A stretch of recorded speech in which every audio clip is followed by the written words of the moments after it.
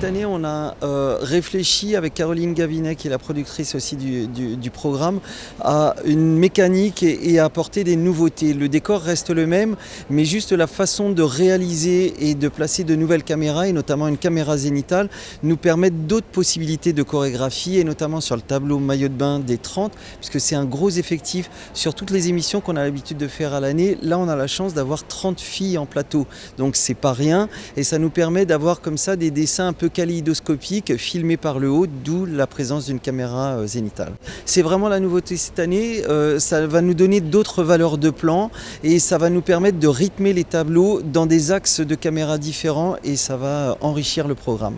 On anticipe et on travaille sur le thème à partir du mois de mai. Réellement, on construit les musiques, les tableaux, les costumes à partir du mois de septembre. Et tout ce qu'on a un peu prévu dans notre tête, c'est la découverte suivant la promotion et le potentiel des filles et du groupe chaque année.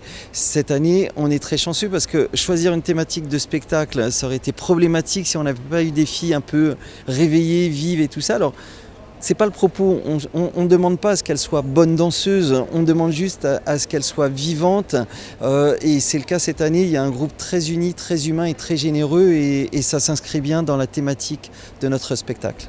La thématique de ce samedi de ce prime cette année, c'est les Miss font leur show. Effectivement, c'était de décliner les différents tableaux avec quelque chose qui soit très spectacle, qui permette de voir leur personnalité et d'offrir aux téléspectateurs et aux spectateurs présents dans la salle un vrai moment de spectacle. Alors il y aura du décor, il y aura des animaux, il y aura des effets spéciaux, il y aura des gros costumes, mais avant tout, effectivement, c'est les filles qui sont à l'honneur, mais tout l'habillage autour sera spectaculaire pour offrir un vrai moment de spectacle. On arrive proche de Noël, c'est vraiment un spectacle familial et on avait envie qu'il y ait suffisamment de relief et de couleurs pour offrir une très belle émission. Avant de partir à l'île Maurice, c'est vrai qu'on ne se connaît pas, donc on part avec 29 autres inconnus et au final ce n'est qu'enrichissant parce que vraiment on se découvre, on vit de magnifiques choses ensemble, on a eu un programme très diversifié avec des choses qu'on n'aurait pas l'habitude de faire autre que dans le cadre Miss France, donc c'est super, vraiment c'est une expérience très très enrichissante. Alors c'est vrai que depuis mon élection, il y a pas mal de choses qui ont changé. C'est vrai qu'avant de partir pour la prépa à Miss France, j'avais beaucoup de choses à gérer, à organiser. Et depuis un mois maintenant, je suis avec toutes les autres candidates. On se prépare pour l'élection. Donc j'ai des journées très rythmées, très intenses. Mais ça me plaît beaucoup.